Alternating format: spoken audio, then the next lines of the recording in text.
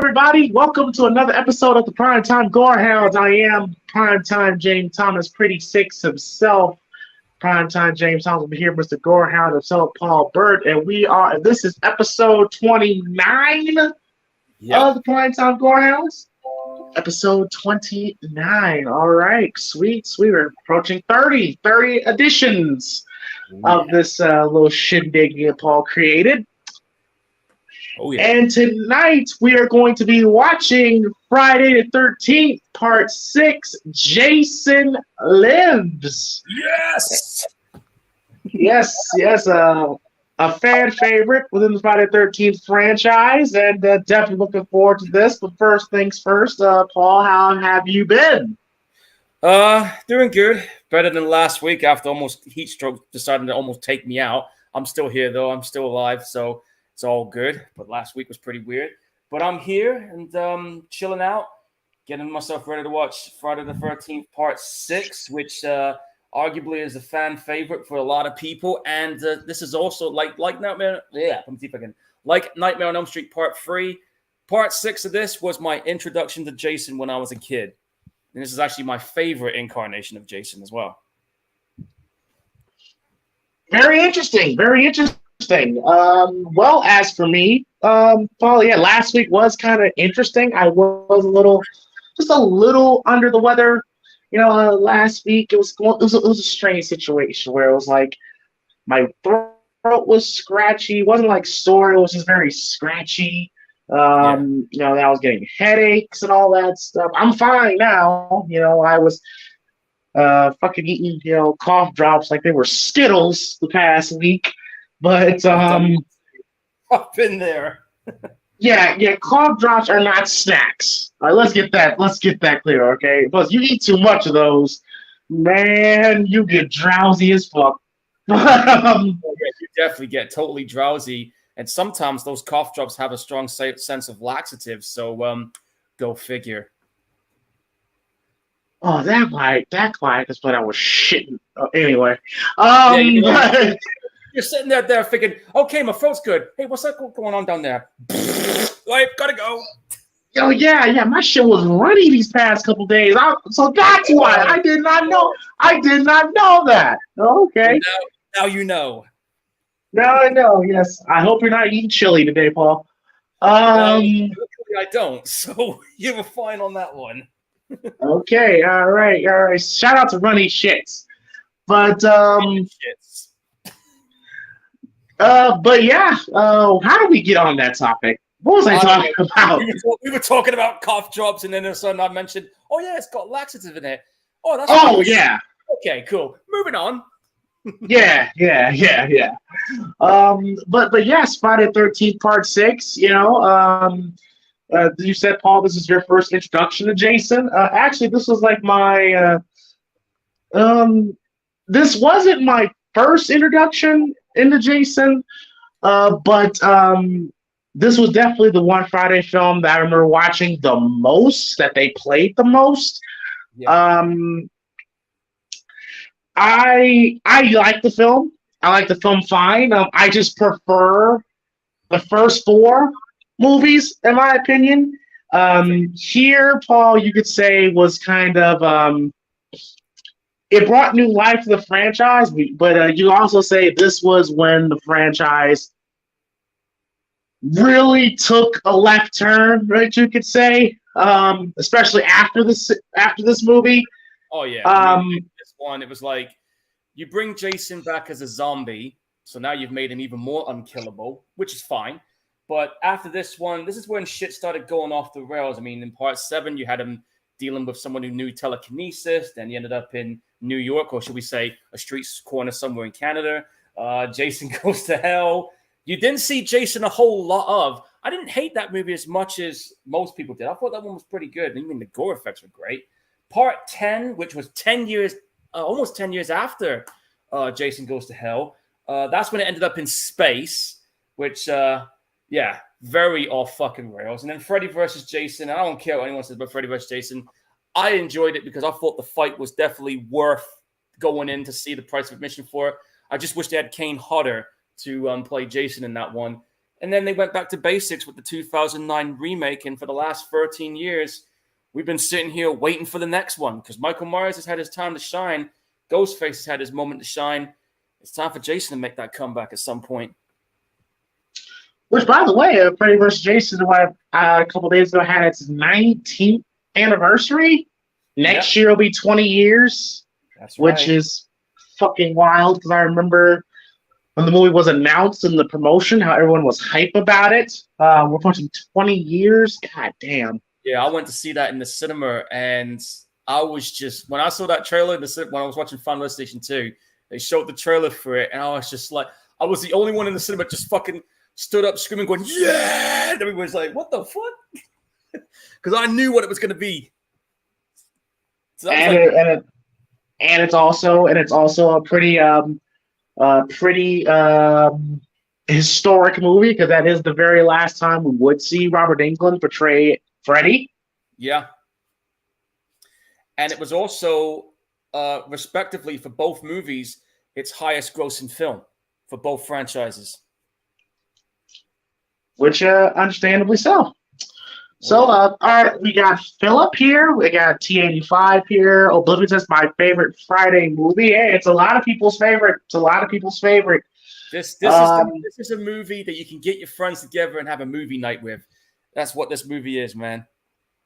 You could, which is what we're about to do. Yeah. So, I'm watching this on Paramount Plus. I'm 2 seconds in with the old school Paramount logo with the mountain before the stars show up. Yep, that's right. So anyone who's watching this on Blu-ray, on DVD, VHS, or your great grandfather's TV, the whole wood burning TVs. I remember those. Yes, so we are at 2 seconds. 2 seconds in, so anyone who's watching this live or anyone who's watching this on the archive can sync up with us, and yeah, I'm ready to get this started. Are you ready, Paul? Yeah, I'm ready. All right, so remember, folks, the rules. Oh, here we go. All right, so we are going to go 3, 2, 1, play. And when we say play, you press play. Again, 3, 2, 1, play. And when I say play, you press play. Well, and if you don't press play, you're going to get your head twisted off.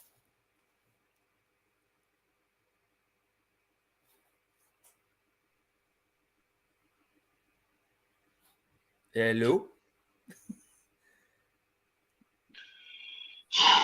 Can you hear me?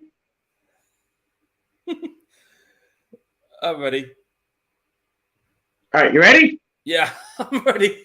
Oh, okay. That was strange. Like even your shit started to break up for a second there. Jesus Christ! I was like, look, I thought, hang on, why is it got? I thought to myself, did I just say something bad? I thought, hang on, what's going on? All right, we're all set and ready to go. Hopefully, nothing goes wrong with the mic, but if it does, one of us will keep it going. If one of us fades out, so let's just do it. All right, and okay. All right, so here we go. 3, 2, 1, play. We're in. Man, I wonder what it's like on the top of that mountain. Old school Paramount logo, a Gulf Western company. Yeah. Can you believe this movie is 36 years old? Oh man, I can imagine what it was like to see this in the movie theater. Oh man, I wish I was old enough to have seen it back then. But like I said, my parents used to have their friends together for movie nights, and I would sneak down and watch these movies. And then when they realize I'm down there watching, it's already too late because I've already seen a good portion of it. I'm giggling when somebody's getting murdered in the film. Now I'm sorry, go ahead. I was about 3 years old when I first saw this. All right, and there is Tom Matthews as Tommy and Rorschach from Welcome Back, Kotter. Oh, yeah. And also, if anybody doesn't know, the guy that plays Tommy, he was 2 years before this one. he was in another little zombie film called Return of the Living Dead. If you guys have not seen that, it is worth a watch. Now, this movie was created because Friday the 13th Part 5, A New Beginning, was not well received from Friday the 13th fans because it was not Jason. It was a copycat killer. Sounds familiar. Yeah. And so they decided to be, okay, let's bring back Jason. Let's bring Tom Matthews in. And let's approach this movie with, because, Paul, we're 6 movies in at this point, and the franchise kind of ran its course. So why don't we just kind of like take like a Scream before Scream approach to it, and make it very self-aware, very tongue-in-cheek, and they just make it a fun Friday the 13th film, but not take itself so seriously. Yeah, exactly. I mean, these guys knew exactly what they were going in with. I mean, even Tommy, the film director, was saying that that he wanted to approach this in a different way and give it like a lot more humor. And there was a couple of instances where this movie does break the fourth wall, and there are references to film directors in the horror genre that are listed in these movies, which we will point out at some point. But yeah, I mean, this movie has a tongue-in-cheek approach. It is self-aware of what it is. This movie was doing it before Scream even did it. And most people don't seem to... I mean, if people have never seen this movie, most people didn't realize that in the beginning, or maybe they did and they didn't give it that much credit for it because, Scream was a genre changer. But this movie, I guess you could kind of say laid that kind of foundation for what was to come 10 years down the road. Oh, well, you can find Kevin Williamson saying that he went to Tom McLaughlin and said that this was an inspiration when he wrote Scream with Wes. Totally. And it's kind of funny, too, because this movie, with not just with fans, but with critics, this is like the best reviewed movie since the original out of the series with critics. Which is crazy because... all they did was shit on horror films. Well, slasher films. Oh, yeah, they did. We know which name we're thinking of mostly. Roger Ebert. Now, I will say this, Paul. I will say this, Paul, that... excuse me. I always thought fucking Tommy... Like, this is all your fault. Hey, you did this. You did this. He was dead. He was dead. He's back. Oh yeah. Oh shit. They've been having lunch.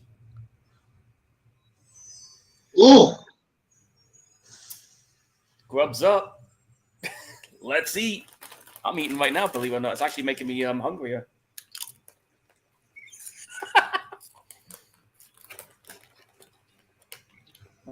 I'm giving it to myself. Here's the thing, though. There's one thing that I always try to figure out. How many years is this one set after 4?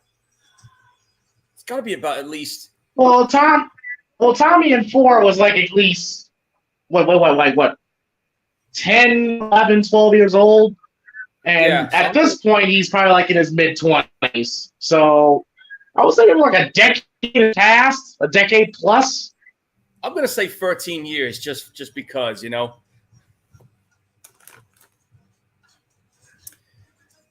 mean, he just completely loses it. I don't blame him. He did fuck his life up. But Tommy, there's one mistake you made. You know what that mistake was? You should have pulled that damn thing out after you were finished. Okay.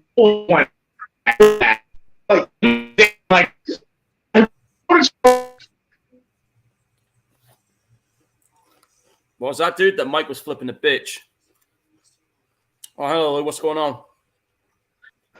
No, what I was saying is that what was the point? What was the point of that? I guess he had some frustration he wanted to let out. Who knows? And then we get our Frankenstein. Yeah, because Tom McCoff's like he got inspired by Frankenstein to resurrect Jason. Yeah, that's right. That was where the inspiration came from this. And they had to figure a way to bring him back, so this was the only feasible way to do it. I always love that shot when his eyes open. Yeah. He's like, what the fuck?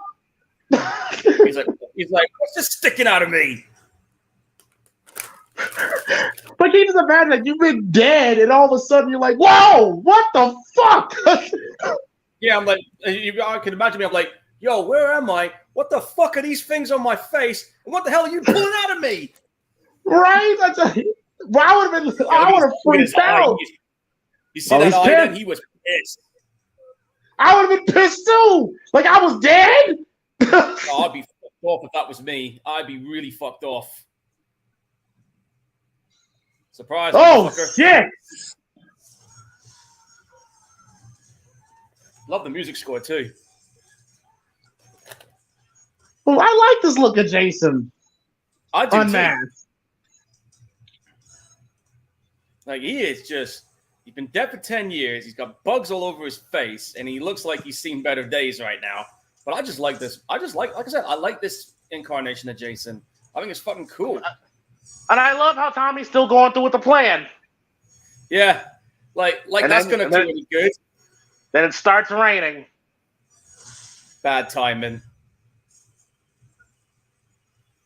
And the fact that he's just staring there looking at him, it's like he's trying to remember who he is. Or he's thinking, what the fuck did you wake me up for? Oh, that didn't shit. do any good. Oh! Finish him! Fatality if I ever saw one. Oh, Tommy, man, you have fucked up. You fucked up! This is your fault!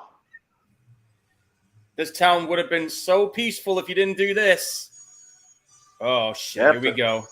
And here's the thumbnail. Thumbnail shot, iconic shot right here. I bet people in the cinema were like, yes, when they saw that. That is so James Bond. Yeah, seeing the James Bond thing tells you what a movie we're about to watch. Oh, yeah. Great opening. That was a nice opening. Same here. I like the fucking music score to this. Jennifer Cook. Yep. David Kagan. Kerry Newman. And of course, the Harry Manfredini once again with the score. Yeah, he brought it every time anytime there was a Friday the 13th movie, he brought it. Even in that video game.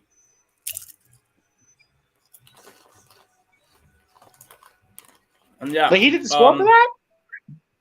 Yeah, he did the score for the video game, yeah. Oh wow. I didn't know he was still alive. Oh, he's still around. Tom Savini also did the creative kill effects for the game. And Kane Hodder was motion capturing as Jason, who, by the way, is also going to be motion capturing Leatherface in the upcoming TCM game. Oh, I love that shot of him walking down the road. Oh, he wants to go on a rampage. He's been dead for over 10 years, and he just wants to pick up where he left off. Now, I will say this.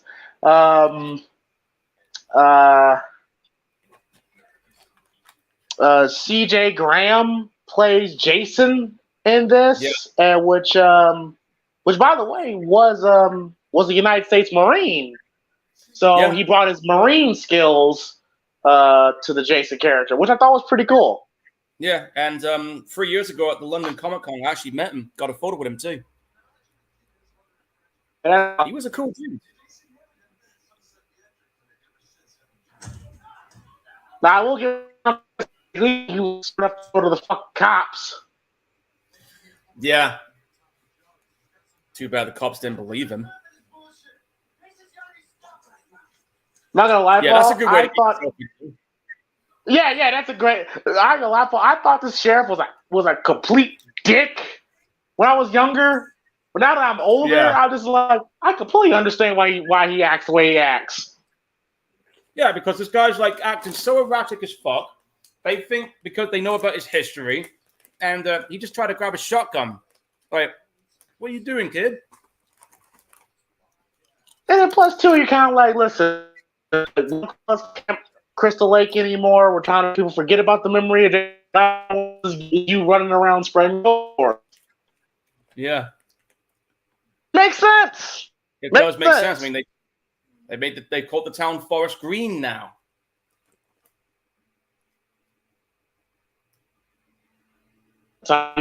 Yeah.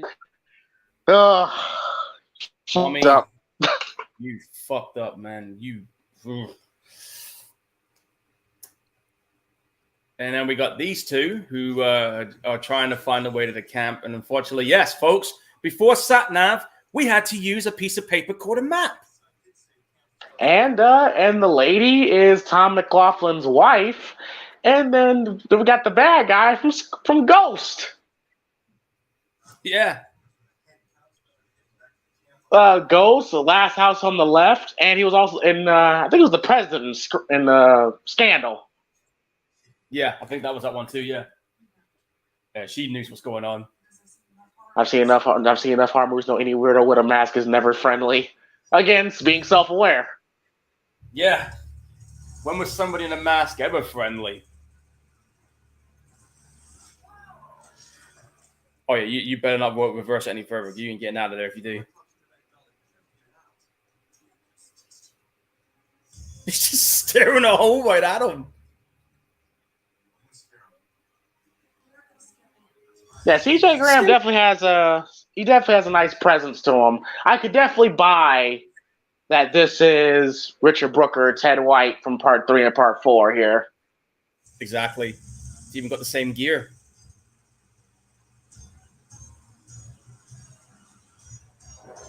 And Jason, and like you said, Jason at this point is very supernatural at this point. He's a zombie at this point. You know, he has superhuman strength. And like you said, Paul, him being resurrected by the lightning was the best way to bring Jason back. Most logical way they could bring him back. Absolutely. And think about this. Any fears he may have had as a human is long gone now. Well, we always knew that there was something about Jason even before this movie. But here they're just be like, yeah, there's nothing. Like he's completely full on supernatural. Yeah. Like he damn near kills Tom McLaughlin's wife. When he puts the spear through the windshield, he almost gets her. Yeah, I know. Here it is. He almost killed her. Damn, dude. I know you're acting, but dude, calm down. Yeah, that's the director's wife, bro. Yeah. Oh, and I can tell you right now, like I said, I've met CJ Graham up close. He is no small dude. That dude is like at least 6'5", maybe 6'6". Dude was taller than me. My head was up to his shoulder. That's to give you an idea. And then this is where we get the American Express thing. Never leave without it. Somebody shouted in the cinema during the commentary when I heard about that. Which Tom McLaughlin said that was the point. To have someone to yell that out. Oh, that sound effect when it gets in her mouth. That was a brutal sound effect. Yeah, never leave without that.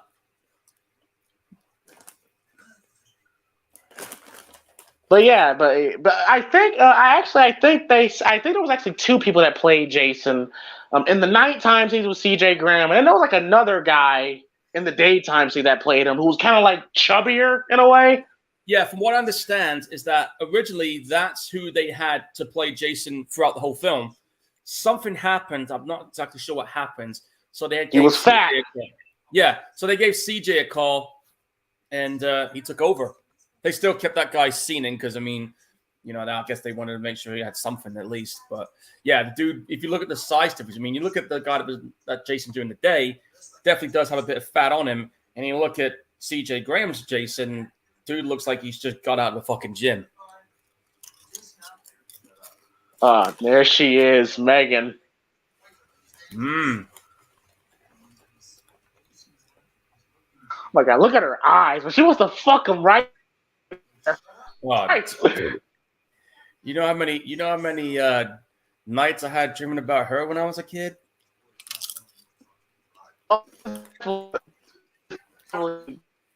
My second favorite girl.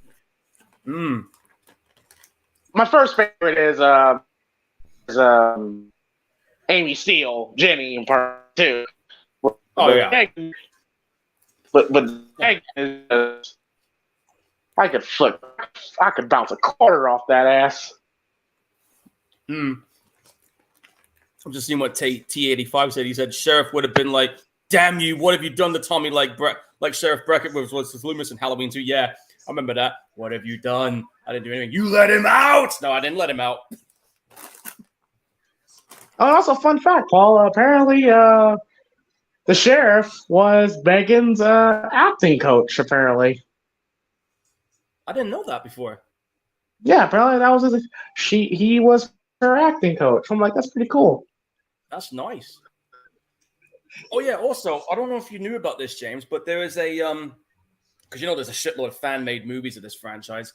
There's this one franchise. There's this one fan-made movie called Vengeance, which is the whole movie is available on YouTube, by the way, and it felt like a natural follow-up to this one. Like it takes place not long after. And wait, hang on, Paul. Some folks have a strange idea of entertainment. Love it. He's got a point. And that was an obvious wink. That was an obvious wink at us. Yeah. Definitely, yeah. Well, hey, guys. I mean, hey, we're horror movie fans. What do you want to say? Oh, I can hear Alice Cooper playing in the background. Damn good song, by the way. But yeah, I was saying, there's a fan-made movie coming up. There's a fan-made movie that came out called Vengeance, which is like a follow-up to this film specifically. And some of the cast members from Part 6 are playing different characters. I mean, CJ Graham is even back in it, but he's playing as Jason's estranged father. I'm not going to say what's going on with that. That's something for you to find out when you see it. And they're actually doing a sequel for it as well. Interesting. I mean, I do know that apparently there was a fan-made film called Never Hike Alone, where Tom Matthews actually came back to play Tommy. Yeah, I remember seeing that one. Well, there's been so many fan-made ones over the years. It's very there's like a handful that I could turn around and say, you know what, these were actually pretty solid. Never Hike Alone is a good one. The one I just mentioned, Vengeance, is another good one. And they got the sequel on the way. So it's on YouTube for you guys to watch. It's like completely free. And it's definitely worth a watch, man. Oh, here come the kids. The first Friday the 13th film where we actually had kids present. Yeah. And I can imagine this. When people saw this in the cinema, I bet people were thinking, oh, shit, they've upped the stakes now because Jason doesn't give a shit who he kills.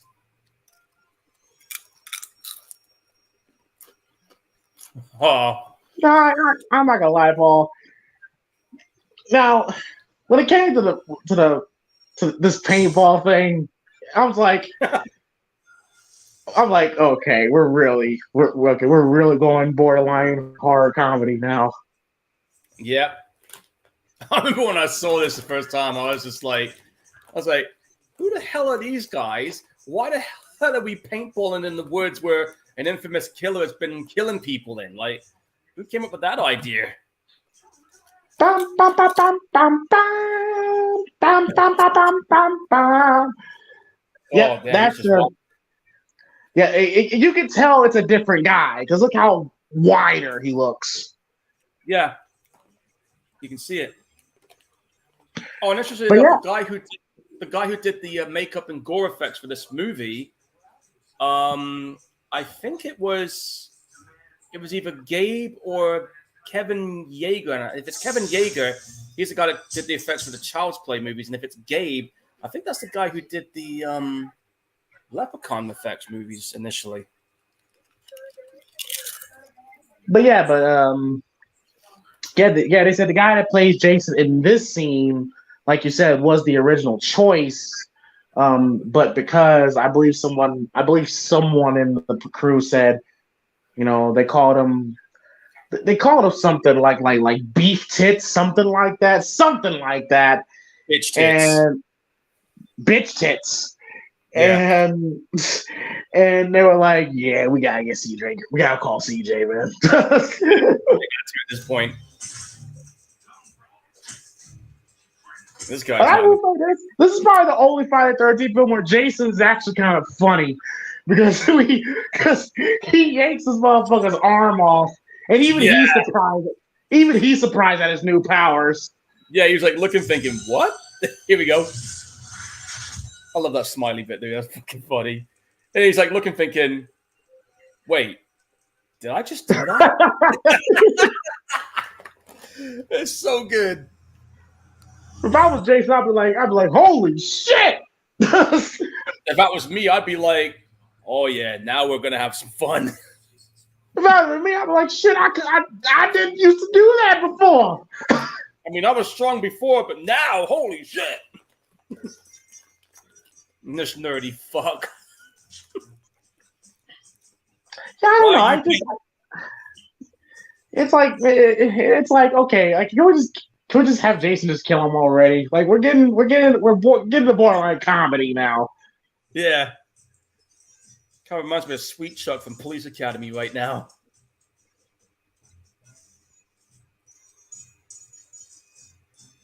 Yeah, keep trying, boys. Like corporate executives on an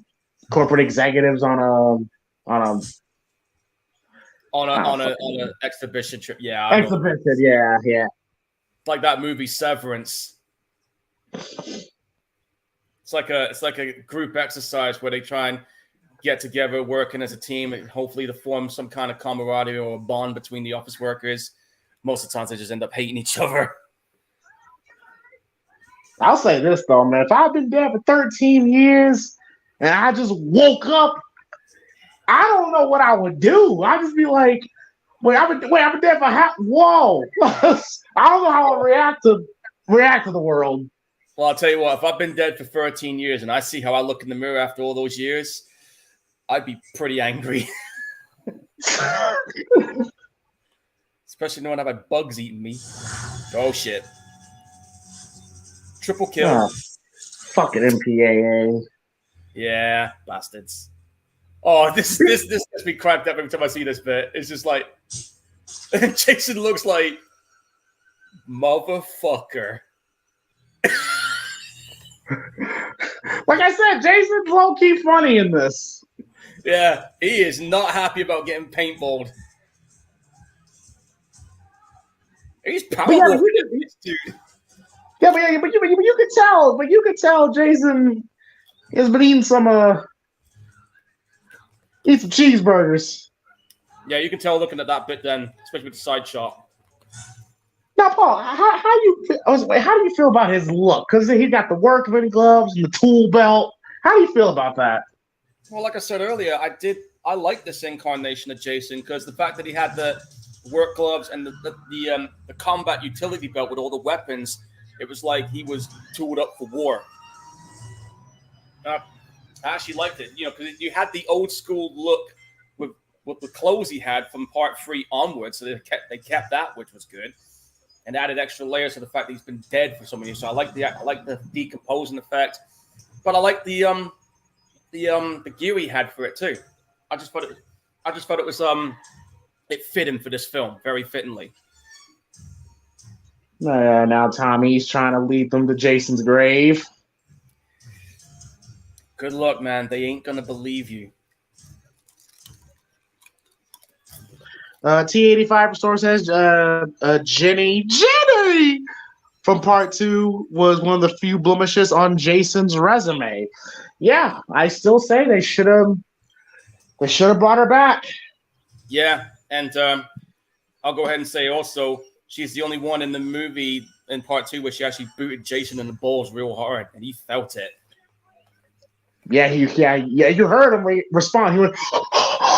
You literally hear him going. I'm just like, oh man, that Keep in mind, folks, he was still human at this point, and he was just starting to get his killing chops. Hearing Jason in pain in part 3 was hilarious. When he gets stabbed in the hand, you hear him go, oh! Yeah. Oh, by the way, Sheriff, Terminator wants his gun back. Where the red dot goes, you bang. Pretty much.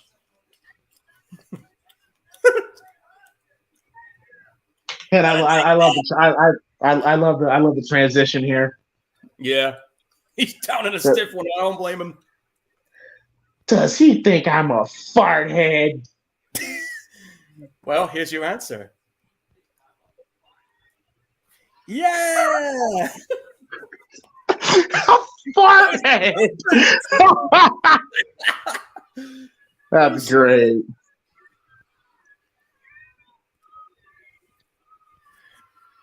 Unfortunately, these cheerleaders don't have a clue. Right? Well, not cheerleaders. Counselor workers. What the fuck am I saying? Counselor workers don't have a clue what to do because their group leader ain't there.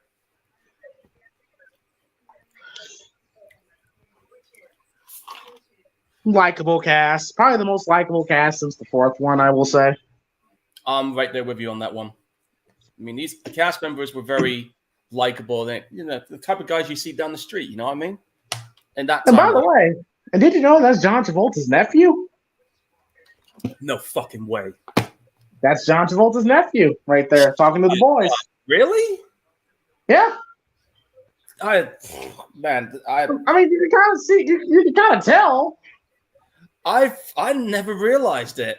Can you believe that? I've watched this film so many times, and there's some things about it I never knew before. Yep, that's John Travolta's nephew. Wow.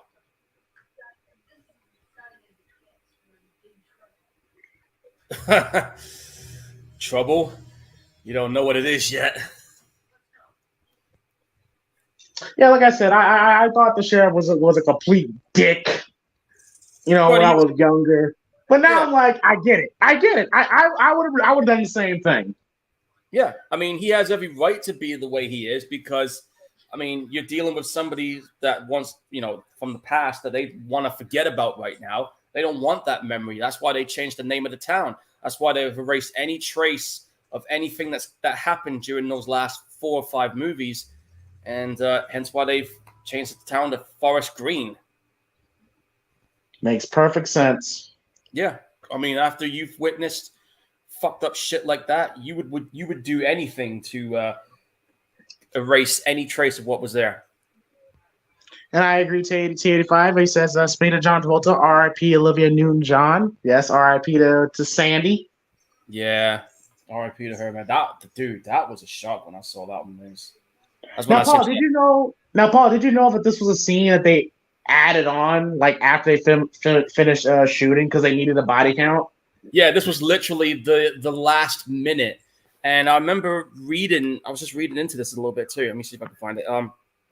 As an inside joke, the original kills were up to 13 kills, but they added 3 extras, and these were those 3 extras. Yeah. Again, Jason's funny here. Like he tosses the bottle, and then Jason crushes the bottle. He stabs him with it. And all I can say when he does it is nice catch.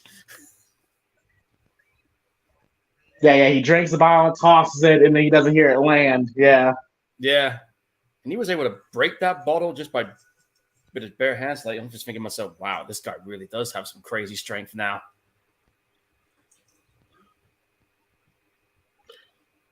And no, I would not be walking in the middle of the woods knowing this motherfucker's around. Well, why? I would be walking in the middle of the woods drunk. I've known someone to do that once. I have to. And this sound effect ain't very nice either. Listen to this. Ooh. I gotta admit also, some of the sound effects in this were really good. Ball sticking out of his neck. Now that lady looks. She kind of looks like Anne Hayes. Which, by the way, R.I.P. to Anne Hayes. Oh yeah, that was fucked up. Turned out that I was reading into it a little more. She was in a car wreck, and not only did she get brain damage from that, she got pretty badly burned up too. Yeah. That was fucked. So yeah, rest in peace to her too, man. Tragedy.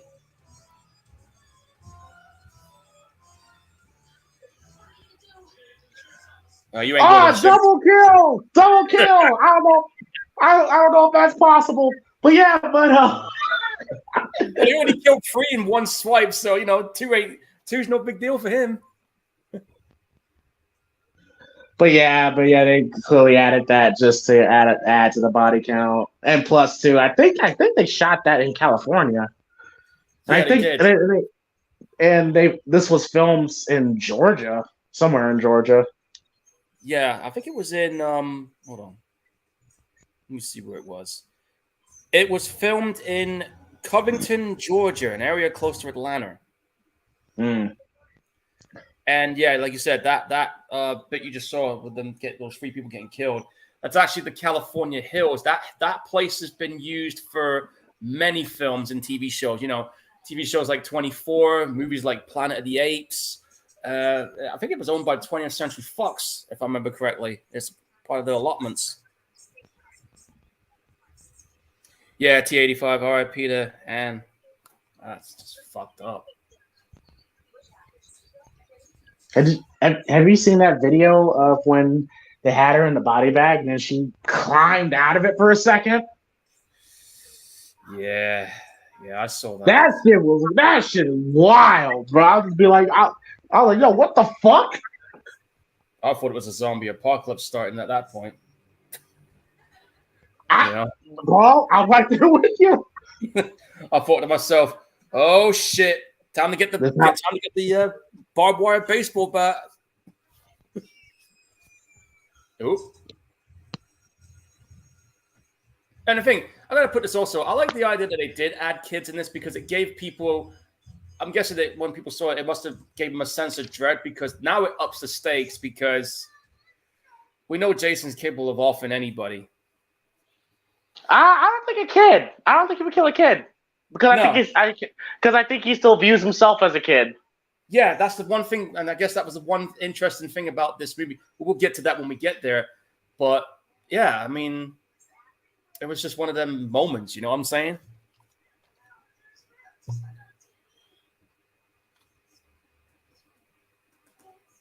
Oh, did you hear about that? They were saying there was some big announcement that was going to happen with Friday the 13th. Yeah. I haven't heard from it yet, but I don't know. Maybe they've come to some kind of agreement. Well, I hope, because again, I am not fond of the idea of Victor Miller owning it all, because we know he hates Jason. The sequels, we know he does. And that's my ultimate concern for the franchise going forward. And yes, this is the one Friday the 13th film where we don't have nudity. Yeah, surprisingly enough. Because that's one of the things that this franchise is known for. Plenty of that, and also some crazy kills. Which apparently, according to Tom McLaughlin, apparently they didn't realize there was no nudity until they were done shooting the movie. They were like, "Fuck!" I think when they were watching, it's like, "All right, let's check out the edits." Hey, where's the nudity? Didn't you film the nudity? I thought you filmed it. No, I didn't. Fuck! They must have just freaked out at that point. Jason with the Michael head tilt. Yeah.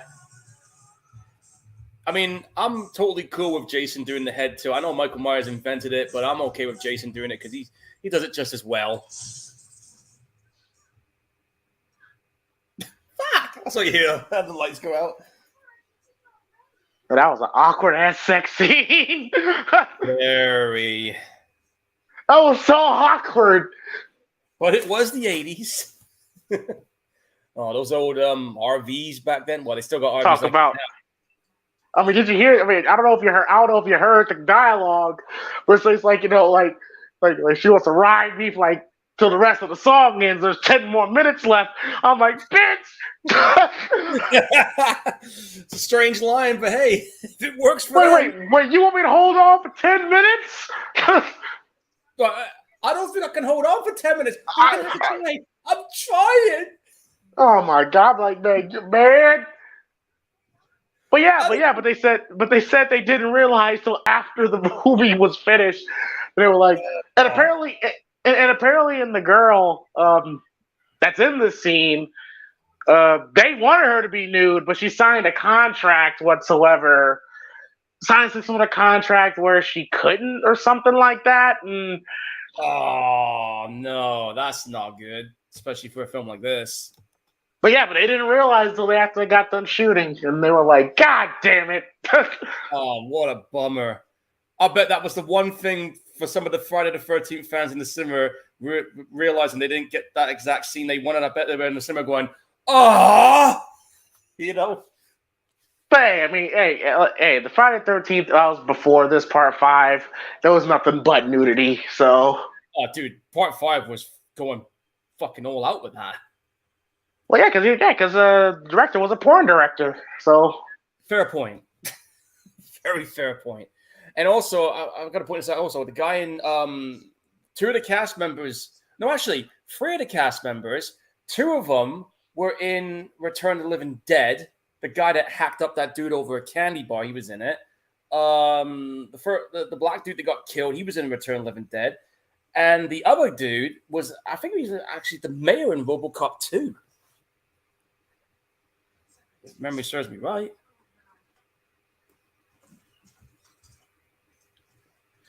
But yeah, part 5, I just found it. I mean, the kills were good, but I just thought it was bullshit that we didn't have Jason actually doing the killing. But then again, he was dead, so how else? I guess they didn't know how to bring him back, except as a ghost.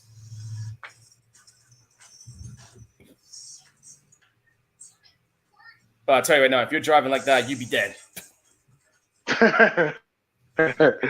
You make me go flying and hit my face on the wall. Yeah, we're going to have problems. Yeah, I don't give a fuck that you are John Travolta's nephew. Fair point. Oh, damn. Yeah, but you're a shit driver.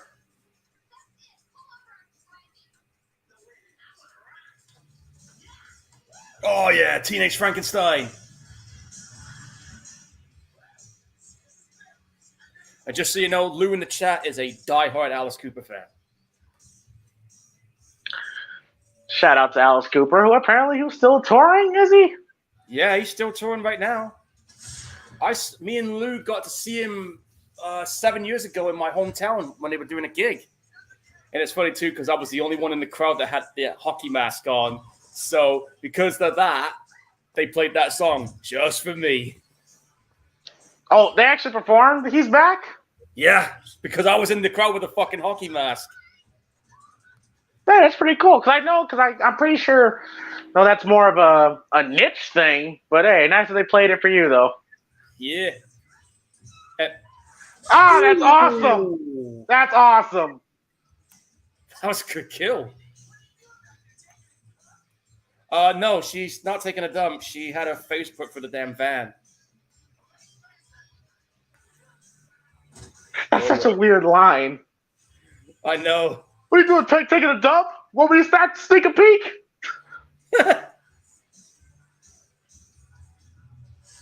Nice combat knife. I love the blood splatter on the mask. Yeah, I think that's pretty sweet. Now listen to this. Oh, right in his ear. Hoorah! That was cool.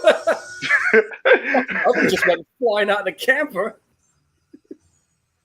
Iconic shot of him standing on the camper and it's on fire. Yeah, that's so cool. I just like that, man. That's just brilliant. Great shot. Even that would have been a cool thumbnail. But yeah, just an iconic shot. I remember, here's the thing, right? Before I even saw the movie, when I looked at the videotape and I looked at the back, because it was a small picture photo, I thought he was on top of a burning building at first.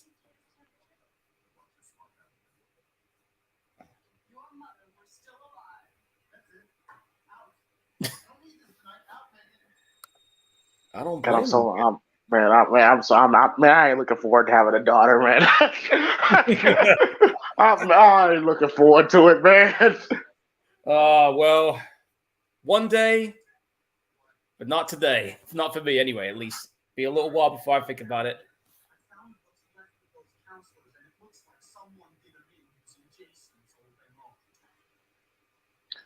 I'll say this though. I mean,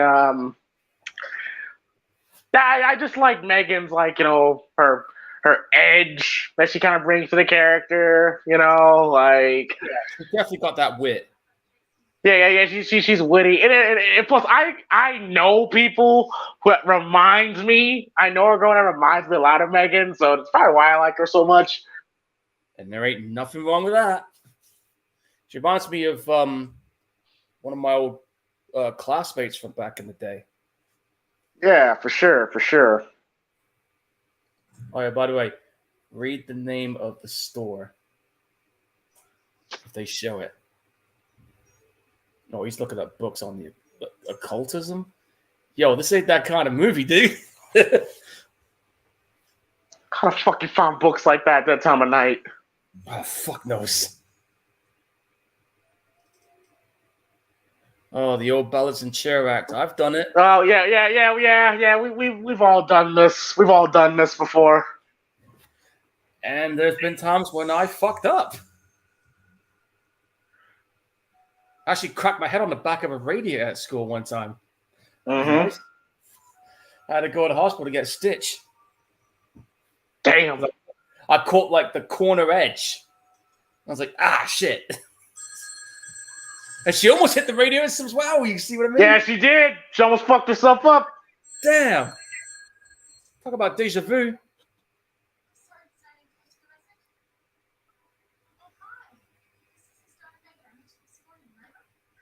Listen, like I said, just the fact that she wants to fuck him, just off the idea that he could be dangerous. Yeah. Ain't that every modern woman nowadays? Yeah, that is definitely true. And who the hell? They are attracted to men that seem dangerous. They always do that. They always go for those kind of people, or the cool rocker types. It's always those two. Yes.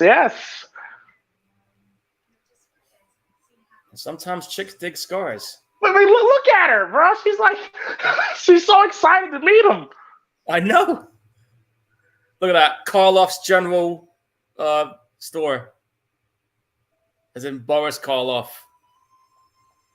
Nice little nod. Yeah. Oh, and now he recognizes where he is.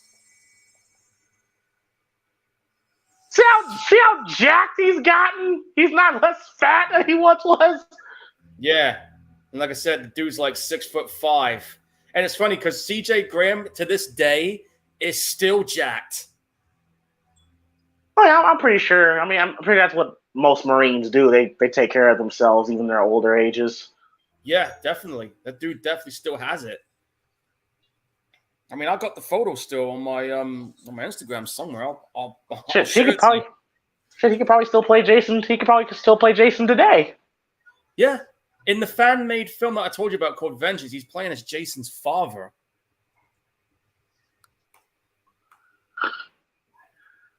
And now the sheriff. It's he's more like he doesn't want to believe Tommy. But the seed of doubt is now creeping his head because he's finding the bodies of the business people. What body? Yeah, you're right. He did a fucking number on that nerd that shot him. Hey man, hey, listen, you shoot me in my brand new, my brand new shirt. I'm fucking you up too. Oh, he's dead, man. I just recently bought a new T-shirt, as you know. I'd have been going ape shit on this person. Oh, there goes the phone line. It's funny too, because most people don't realize it, but Jason's pretty smart sometimes. Sometimes. Sometimes. I mean, they kind of went with that on the remake of the way he had everything figured out. Yeah, in the remake. But if we're talking about the original series, yeah, sometimes like you can get them sometimes. You can get him, yeah. But he does have his moments. Michael would plan circles around him. Yeah, you got a point there too.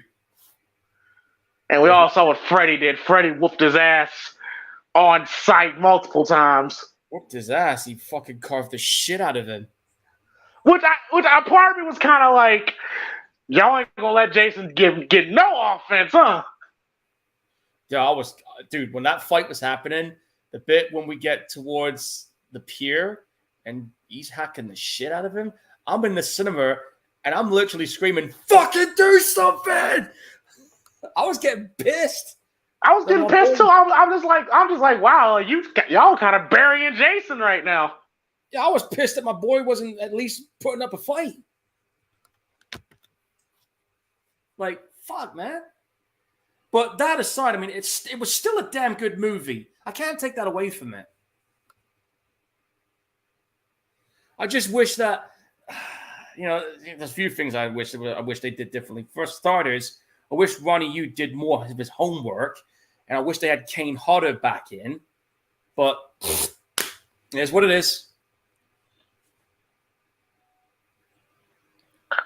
In part 2, Jason was smart enough to find Alice. Oh, shit! Oh, God, I forgot about that. I forgot about that. Yeah. Well, you remember what I said? What happens if you don't press play? Whoa! Oh! There you go. That's what I meant. Oh, clean off! Yeah, her eyes rolled up the back of her head when he did it. Like, damn. Oh, that's a fucking sweet car.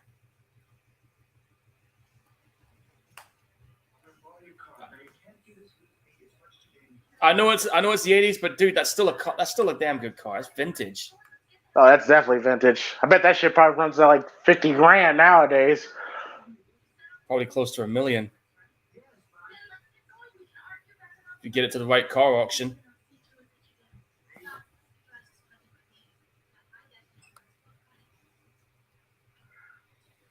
This is some serious shit. This bitch acting like we're going to a fucking party. I guess to her it is.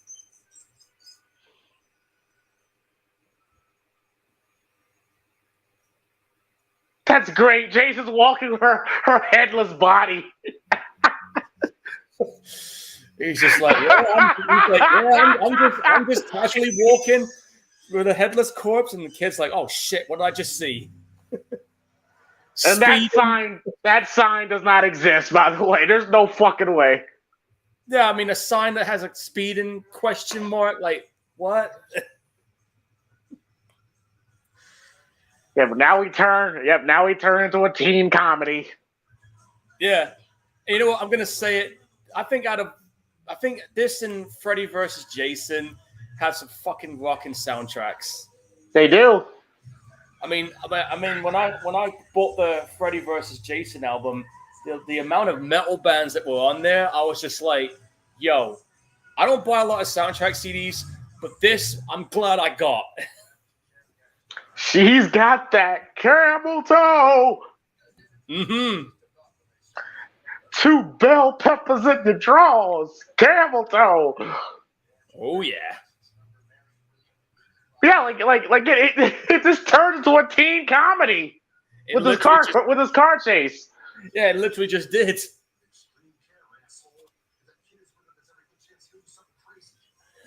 Oh, I don't know about that, but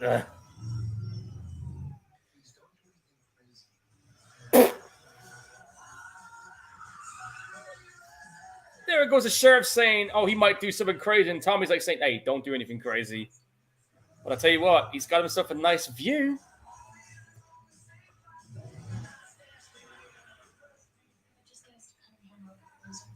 Cunningham Road. There you go. Another nod. Oh yeah. The camel toe was like bulging out of her goddamn pants. He's trying not to. He's trying not to.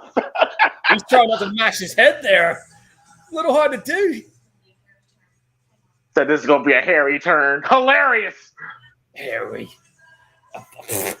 No comment. Uh-oh. Uh-oh. Dude, what if he shot Tommy right there? Oh, you saw that? If that was me in that situation, I saw that, dude. I'm shooting that fucking gun. That's it. Shoots Tommy, and then movie's over. Movie's over. We can go home now.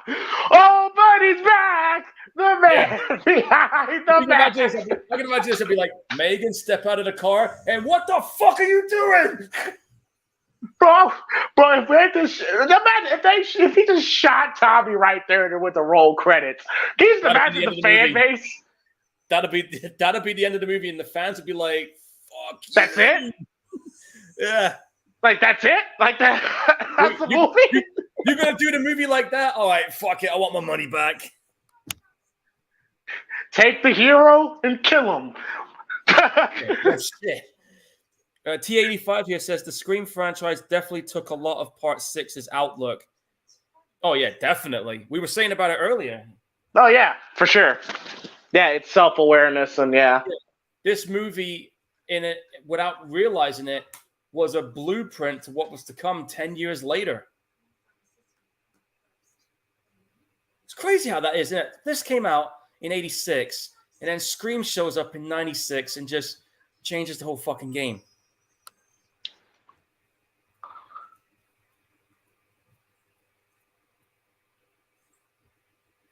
All right, first of all, kid, how'd you get that bloody machete? He's not too happy about it. He's probably figuring out, where's my damn machete gone? Oh, boy.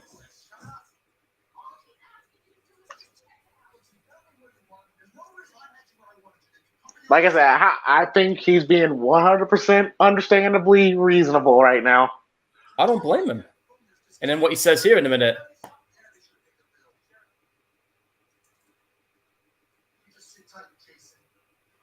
Hear that? Yeah. Because he thinks it's him.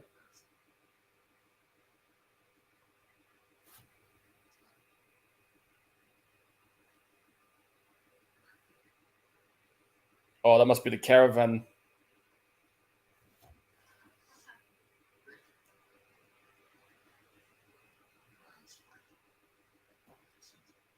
Wacko.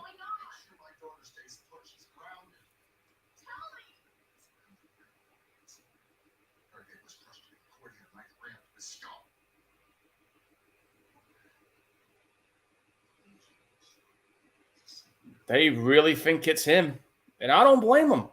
Or they want to think it's him. Yeah, there's that too.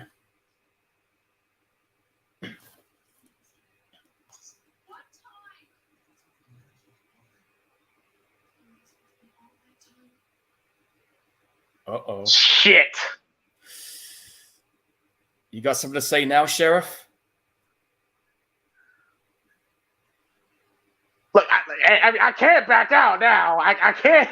Like, he can't backpedal now. He's got to stay the course. He can't backpedal. No, he has to stay the course. He's got no choice. The only way he's going to find out different now, he has to see it with his own damn eyes.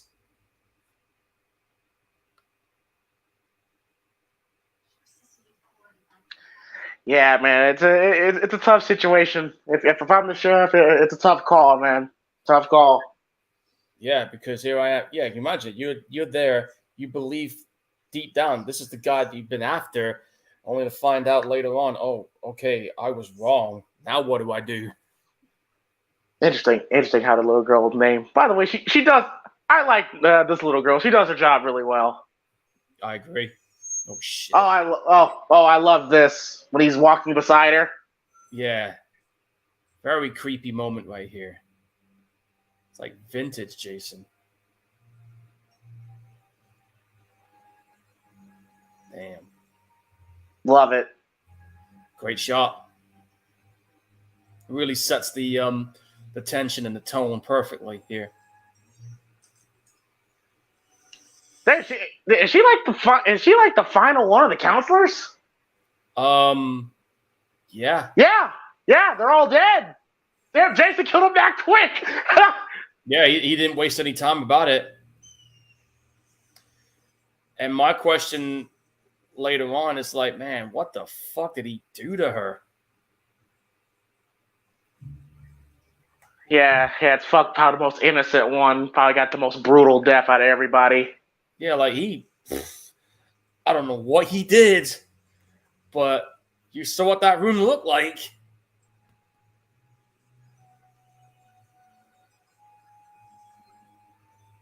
I mean, what is she? I mean, okay, that bit with the woods den, that looked very Evil Dead.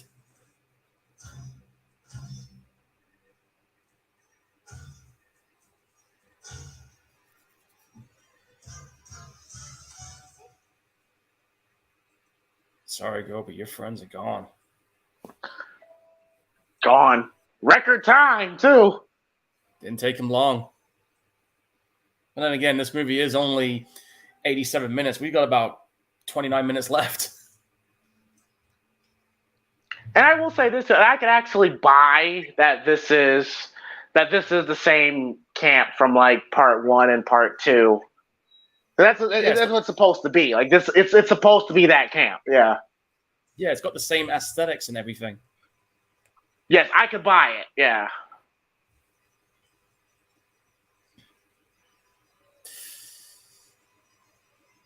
I would say I do think they do the kind of drag it out just a little too long. Because I think the door swings open again.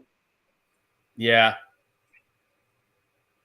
I would say lock the door, but that's not going to do a whole lot of difference with this kind of situation.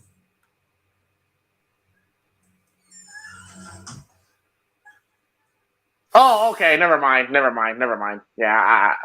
And then Jason busts in. Busts in. He fucking kicks that damn thing open. Like, dude, what did he do to her? I mean, shit. Oh, God damn! God damn!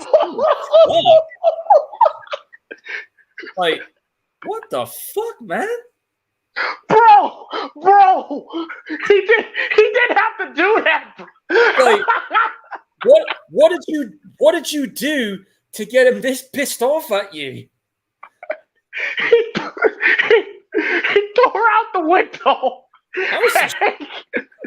That was some straight up rage, man. Damn. But later knocked her ass out, bro. No way. Bro, he really didn't have to do that, bro. He threw that bitch all his might, bro. Yeah, there was no need for what he did, but he was just like, he did need to do that. He's like, I'm gonna fuck this bitch up. Oh shit! And we didn't see it, but oh man, that was pretty pretty disturbing. Yeah, think about this too. I'm pretty sure that's the only one we never see the body of.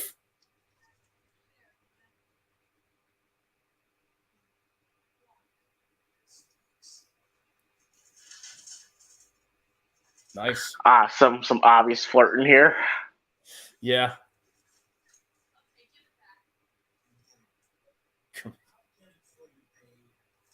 Yes.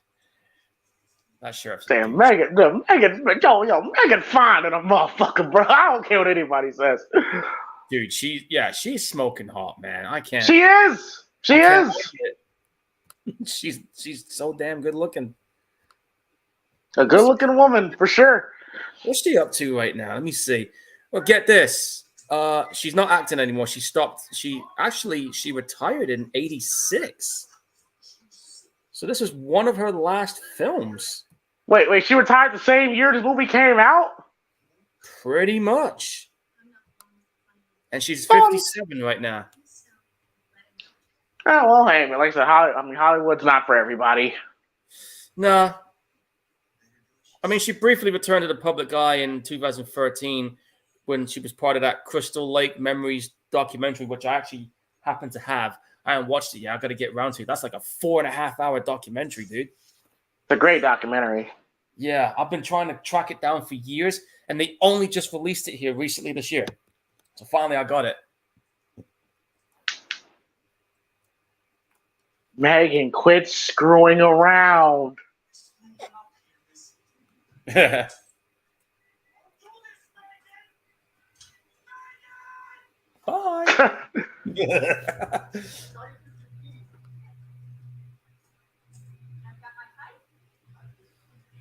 Why does it look like the bloody same town from Back to the Future? Look at that building back there. That looks. Did you know that's the same town? That's the same neighborhood that they did Rob Zombie's Halloween 2. Fucking A, really? Yeah, when Scout is walking after she shot Michael and then she stopped by Brad. Yep, it's in that same same neighborhood.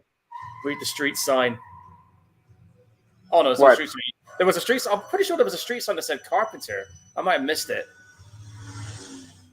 I must have been looking at the wrong movie. I remember one movie had that.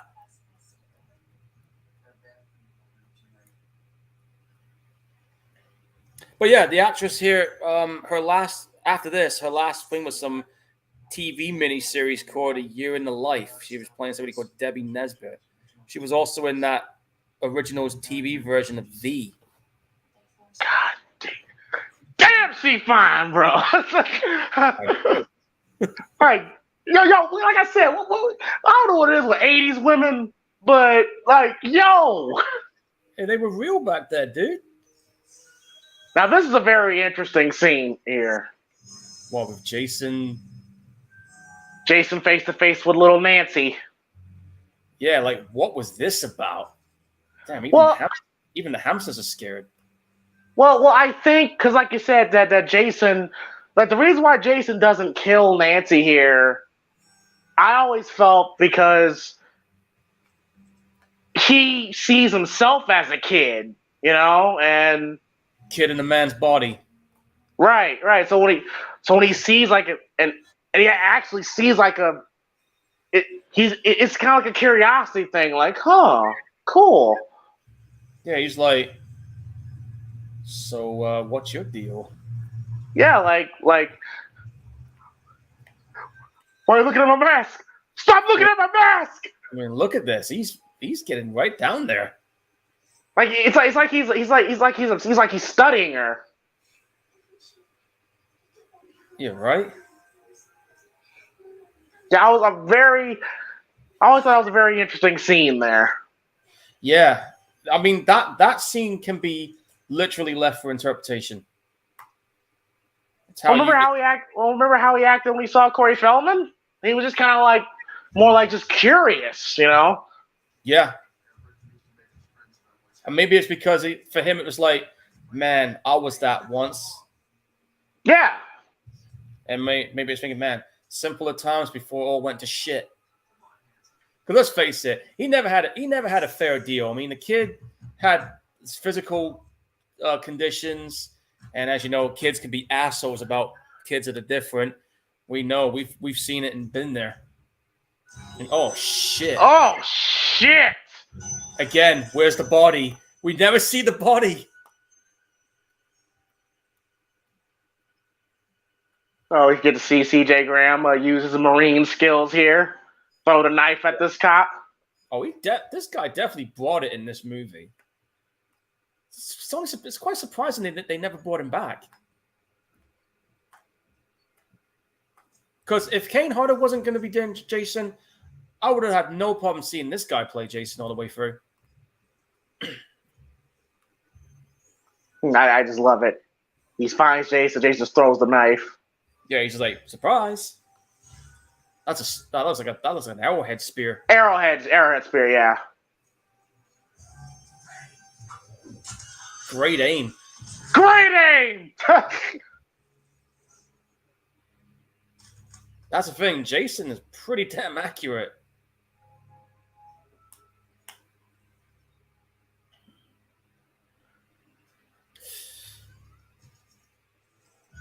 Maybe it's a good thing some of those kids are sleeping well, except for that one.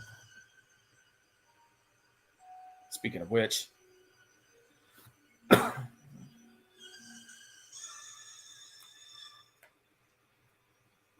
And this dude. There's always that one. But stay your ass in the bed. Yeah, like, what are you doing up?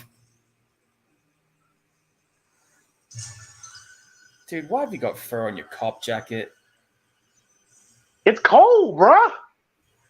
Yeah, but still.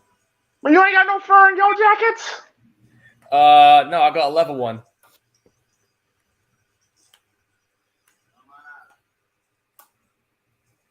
Well, actually, I got two. Actually, I got one that's a long coat, which is a replica of Beta's from The Walking Dead.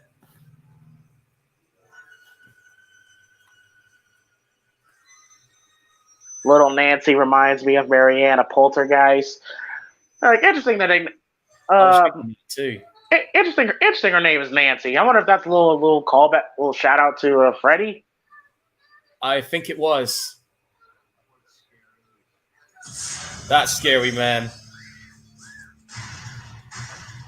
Well, that clearly ain't doing shit. Again, showing that Jason is supernatural. And then there's this. Eesh. Like that, like him shooting him probably would have worked like 3 movies ago. But yeah, you would have slowed him down. I mean, even when this guy's like blasting him with a shotgun. I mean, a shotgun will stop anybody. Well, almost anybody. Yeah, for the most part. Right, last time I checked, it will. Hmm.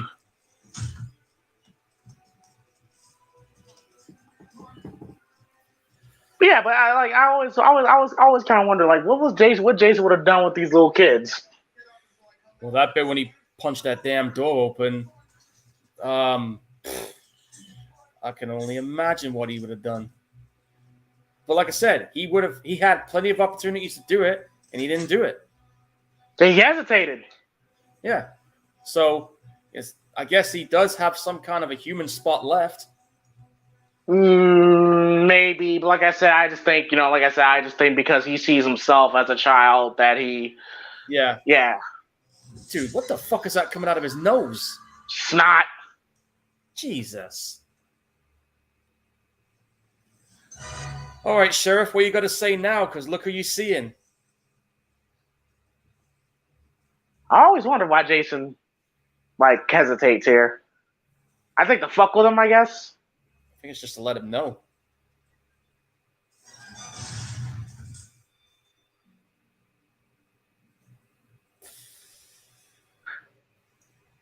In a normal situation, yeah. And then he gets up 3 times. I remember this. Yeah. But the John Cena meme fucked this up. Oof.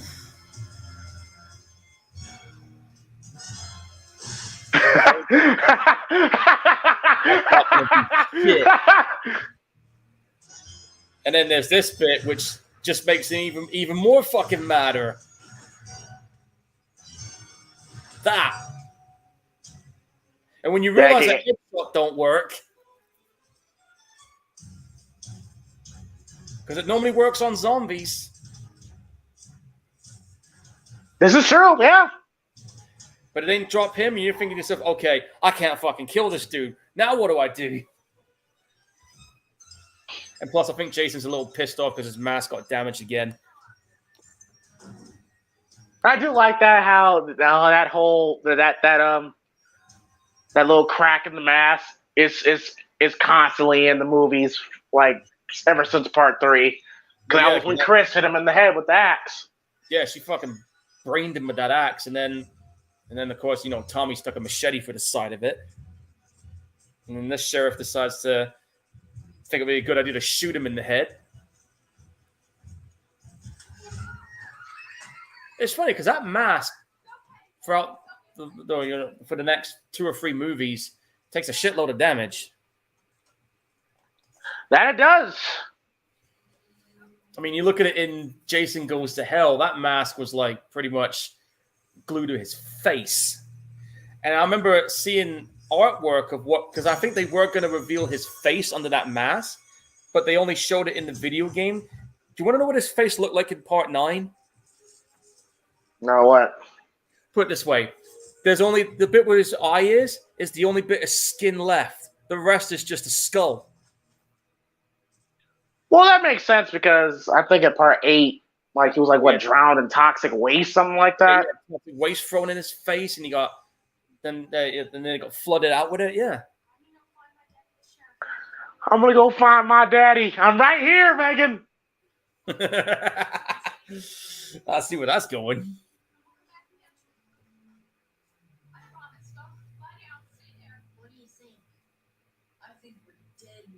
Jesus, that kid is as cynical as me. I'd be saying the same shit.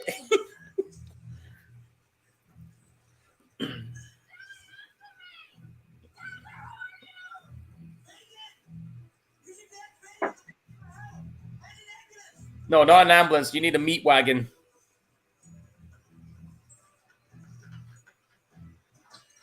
Oh. I'm a whole lot of head rolling around here.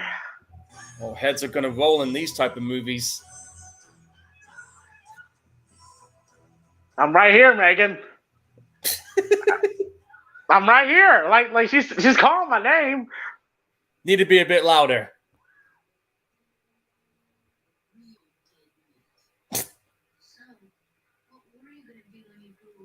Just like, what? He looking like the fuck. He's best death of the movie right here. Oh, no kid.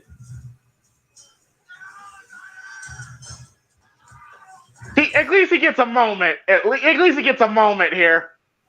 Yeah, he's trying to kick his ass. And he's doing good. Yep. Till about here. Listen to this bone snap. Listen. Oh, shit. That sound effect don't help. I fucked him up. Yep. He snapped his damn spine out.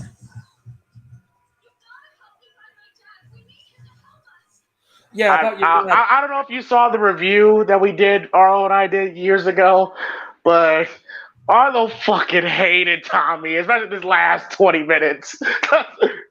Oh, I can imagine. Hand me the padlock. Arlo's impersonation of Tommy was great. Like, hand me the padlock. Hand me the padlock. Yeah. Come on, maggot head. Come on, maggot head. Like, come on, you pussy. Chicken. He said, "In here waiting." He said he wanted Jason to. He said he wanted Jason to kill. Oh fuck! But he wanted Jason to kill him so bad. Yep.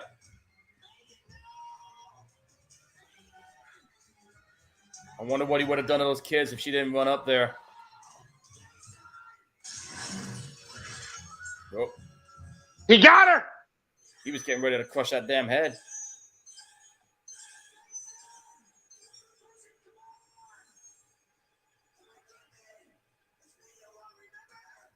Oh, he remembers you now. I think that was when his memories finally started to kick in, wasn't it? He's like, yeah, you're the one that killed me in the first place. He's walking with purpose. Oh, he don't give a shit now. Come on, maggot-head. Come on, maggot-head. Oh, you call me a maggot head. I'm coming after you as well.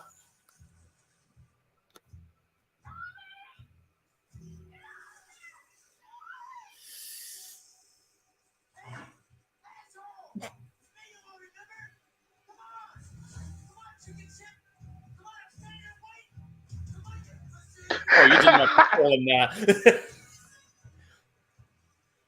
You can call Jason a lot of things, but that ain't it. And I think they said they filmed this particular part of it. It was in a swimming pool, yeah, which is pretty cool. I think it was Tom's swimming pool, if I remember correctly.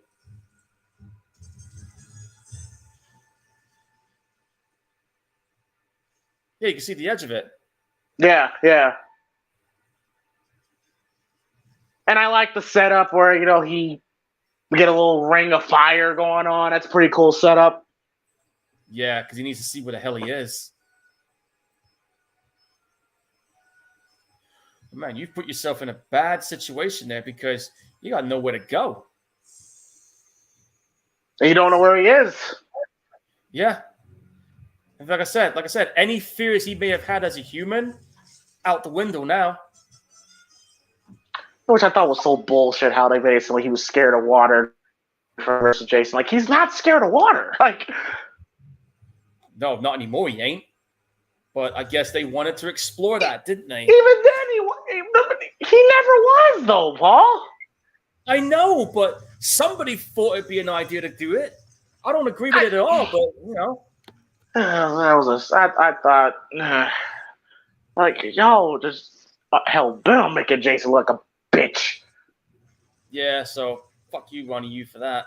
Oh, and speaking of jumping, shit.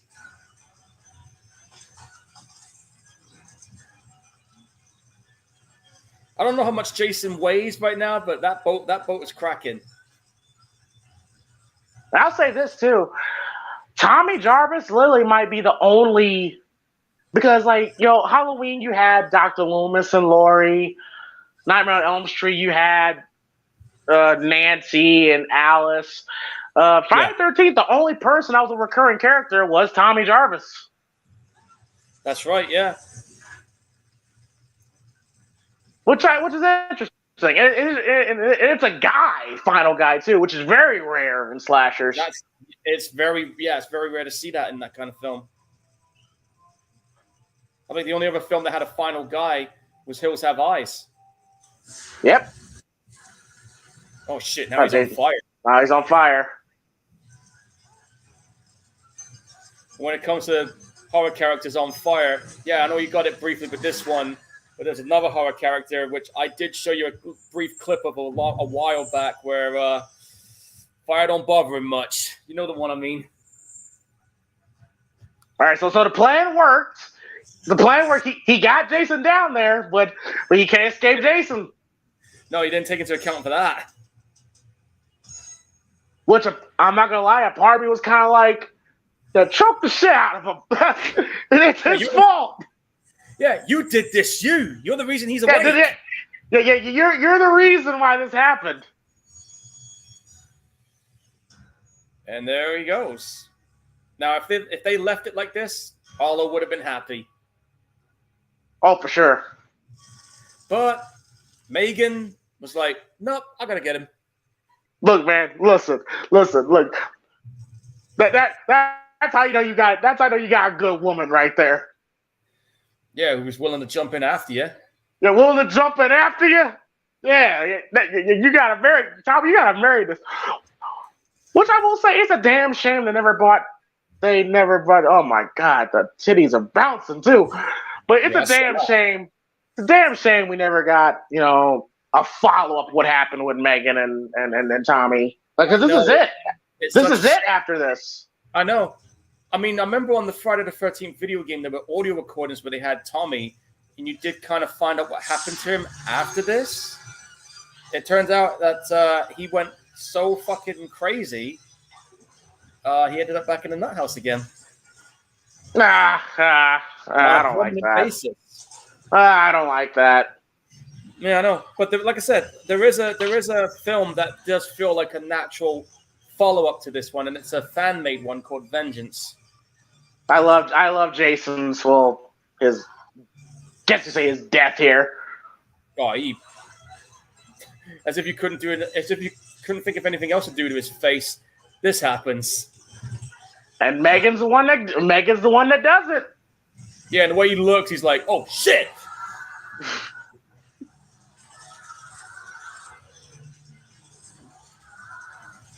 Yeah, that's gonna hurt.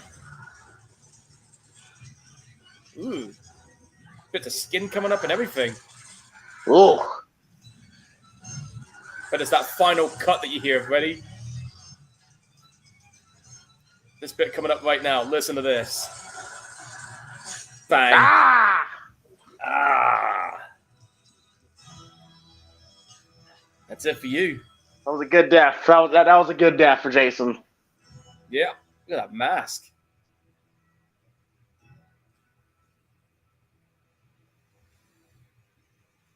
He's out. Yeah, that was cool. That was cool. Wait, Tommy wearing straps on your jeans? Come on, man. You don't wear straps on jeans. What the fuck's the matter with you? Belt. I don't wear fucking straps on my jeans. I got a belt, goddammit. You know what's crazy? A lot of those kids are like probably in their 40s now. They're about roughly my age right about now. Yeah. Because I'm like I said, I'm turning 40 next year now, so, you know. Yeah, but she saves Tommy. She kills Jason, saves Tommy. Probably the only time you see Mickey Mouse on a Friday the 13th movie. Just saying.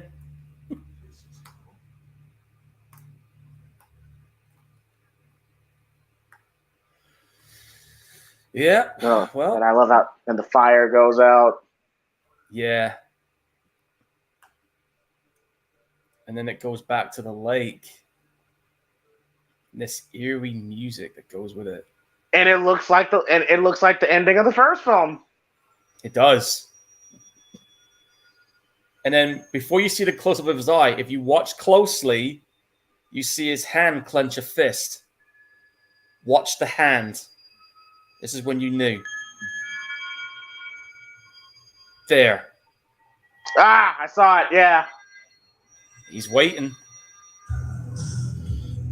And yeah, fucking love this song. Fucking love this movie. That was a hoot. Wait, let's. And a summer night, you're deep in love. Come on, folks, you all know the words.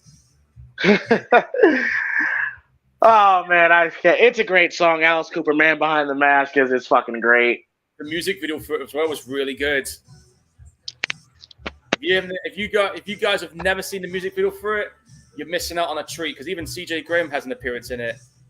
Come on, you all know the chorus. Go for it. Oh, he's back. There's a man behind the mask. And he's out of control. He's back. The man behind the mask. Crawl out of his home. Fucking love this song. But yeah, let's get back on track here, folks. Oh yes, this is a really, really fun movie. And I will say this, Paul. As much as I enjoy Doc and Dream Warriors, Man Behind the Mask is better. I completely agree. Both songs are good, man, but hey, Jason takes the win when it comes to best song on this side of the things. Absolutely. But yeah, folks, that is Friday the 13th, Part 6, Jason Lives. And yeah, man, this is a fun movie. This is definitely a fun movie. I could say probably my fourth best film. To me, it's 4, 2, 1, then this. But yeah, go on. It's an absolute blast. CJ Graham as Jason is great in the role. Definitely one of the better Jasons. Tom Matthews as Tommy, was a lot of fun. Even though I thought, a lot of this is your fucking fault, but you kind of deserve to die a little bit. But the reason he's alive. Everything was cool until you decided to unearth his grave again. Even Jason. Yes, if you didn't fuck with his grave, none of this would have happened. We wouldn't have a movie. Yeah, I mean, even Jason was pissed. He's like, "Who the fuck woke me up?"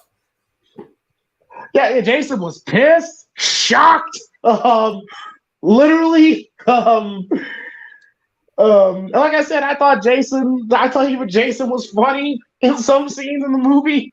Yeah, I mean, the bit when he's looking at that arm, he's like, "Man, I did that." And then, of course, the paintball shot where he's just like, "Motherfucker, now you're dead." The paintball shot, him walking around with Sissy's headless corpse. Blast. I thought Jennifer Cook as Megan was awesome. Really enjoyed her character. She wasn't the stereotypical. Well, she wasn't like the final girl. Tommy was the final girl. Yeah, but she was a very likable, definitely a character that you can easily relate to. You see down the street in that timeline. Oh man, if I saw somebody look like her down the street, shit. We'll put it this way: I'm buying I'm going to be buying the ring. For sure. But yeah, even though I believe the kills were good, even though you could tell this was the beginning of MPAA really sticking their noses in their fucking business, and yeah.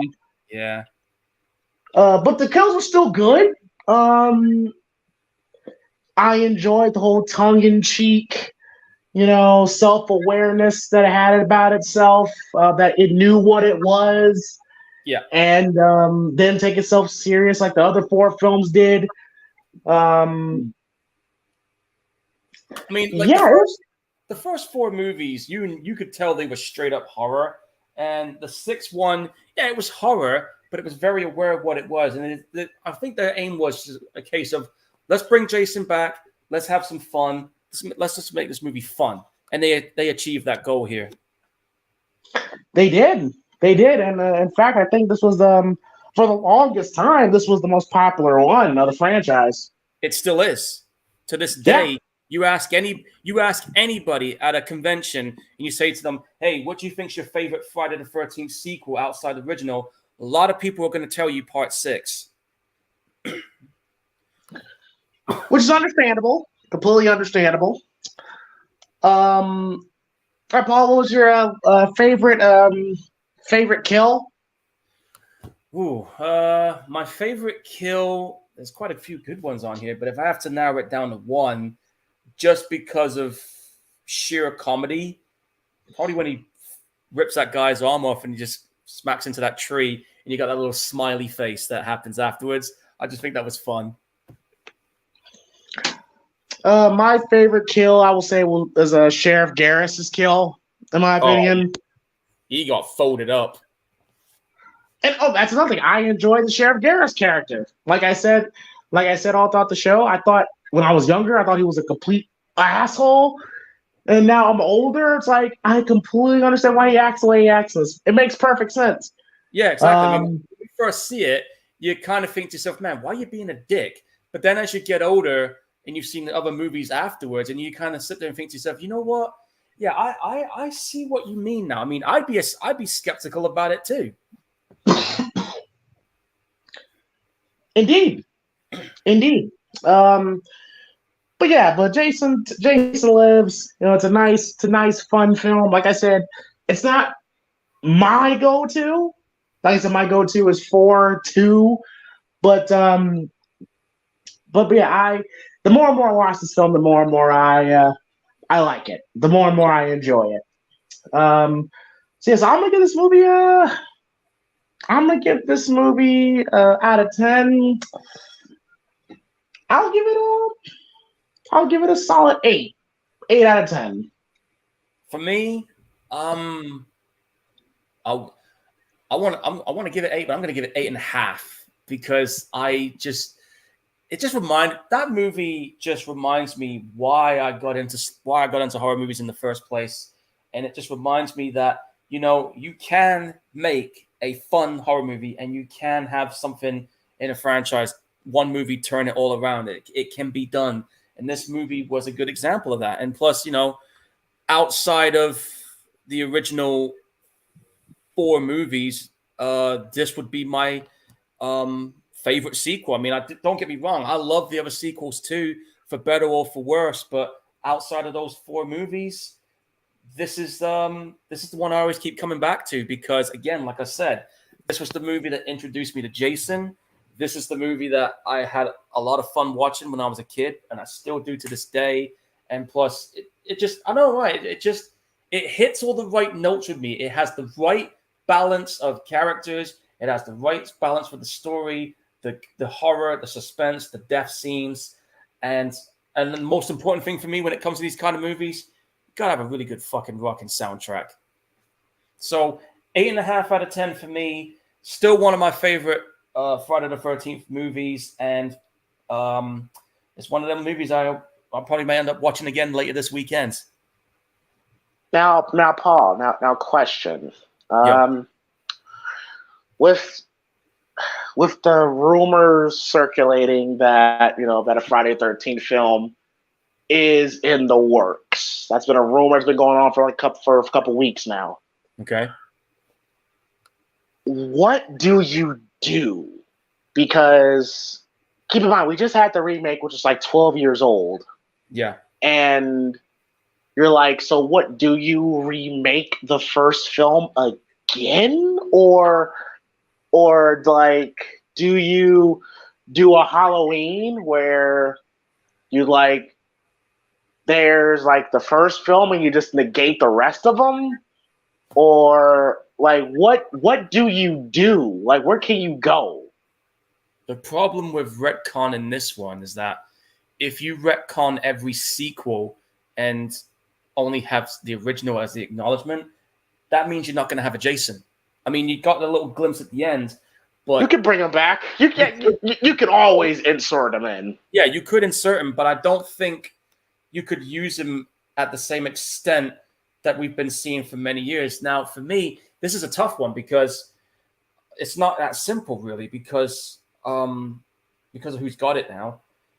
I would personally probably do, in some essence, a continuation of where the 2009 remake left it. I would do some kind of continuation for that. I may not be able to get the same cast members back, but I would have it kind of set in that timeline, because the one thing I will say about the 2009 remake was that they did definitely kind of put it back in the right direction. They made Jason scary and intimidating once again, because I kind of felt like they were losing that a little bit from the later sequels after Part 6. So that probably would have been the decision I would have gone to. Now, as far as as far as the idea of doing a Halloween where you could just retcon it and say, yo, this one here coming up is Part 2, 43 years on, it could work. But if Victor Miller's owning the whole thing, and if he has some form of creative control into this, and he's going to be like having some involvement in it, my biggest fear is you're not going to see a lot of Jason very much, because if I remember hearing on some of his interviews, he was talking about how he wasn't a fan of the sequels because they made Jason the main villain out of all this, when I guess for him that's not the message he was trying to put out. I'm not too sure what his message was, but retconning it I don't think would be a good idea. I would find a way to do a natural follow-up to where the 2009 movie left, or probably do something, but as long as it doesn't involve taking Jason out of the equation altogether, because at the end of the day, even though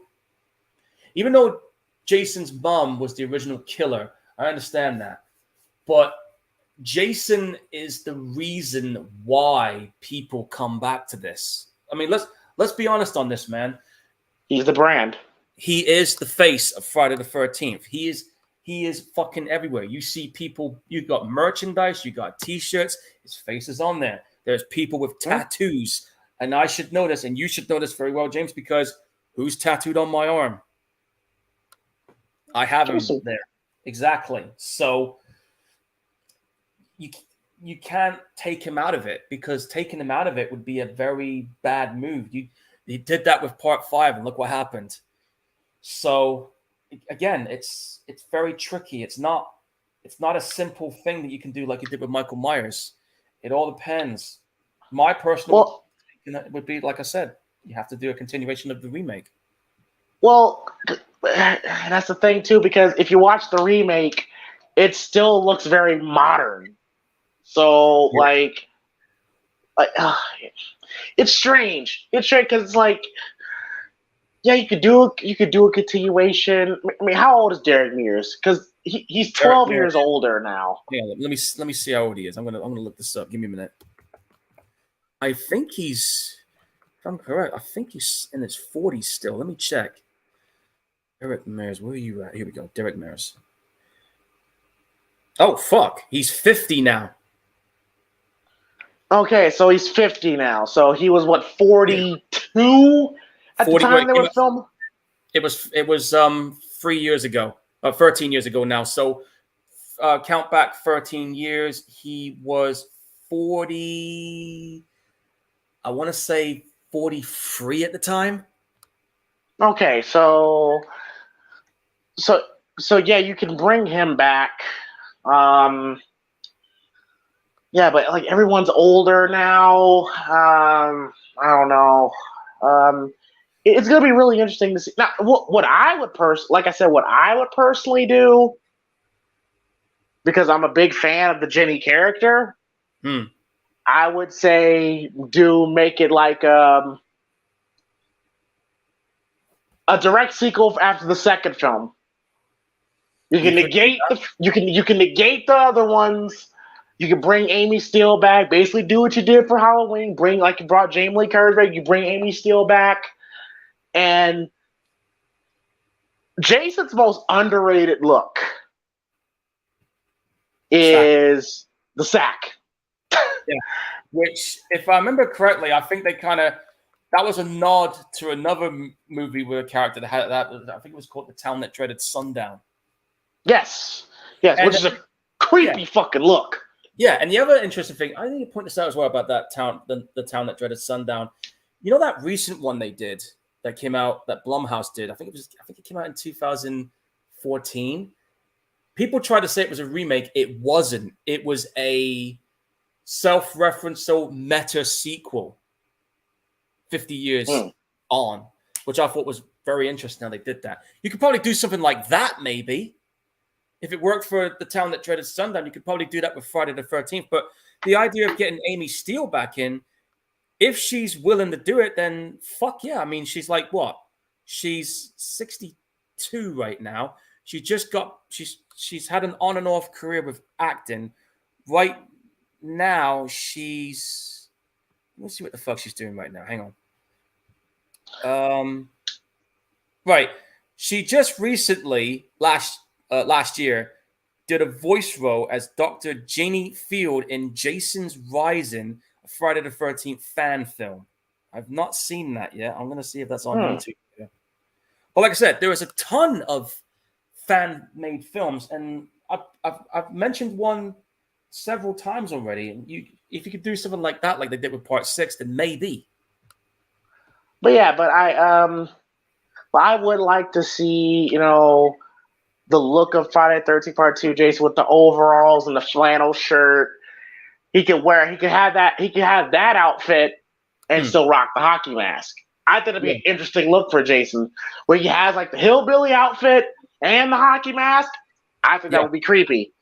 But if Derek Mears ain't coming back for it, then I'm trying to think who else could do it.